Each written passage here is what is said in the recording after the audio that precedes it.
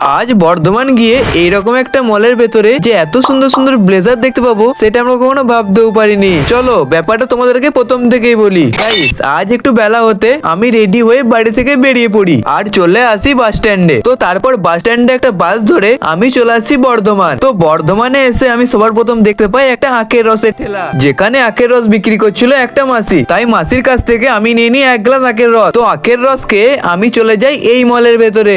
আর মলের ভেতরটা কিন্তু অনেকটাই ভিড় ছিল। তো এখানে অনেকক্ষণ ঘোরার পর আমি দেখতে পেলাম এরকম সুন্দর সুন্দর ব্লেজার। আর হ্যাঁ, এমনিতেও আমি এসেছিলাম ব্লেজার কিনতেই। তো অনেক ব্লেজার দেখার পর আমার পছন্দ হয় এই ব্লেজারটা।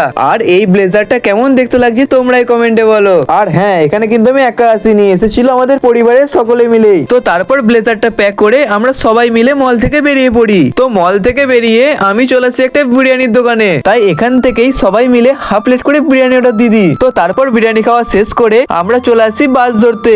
আর এবার আমি বাস ধরে বাড়ি যাই। তোমরা আরো মিলি ব্লগের জন্য সাবস্ক্রাইব করো। বাই।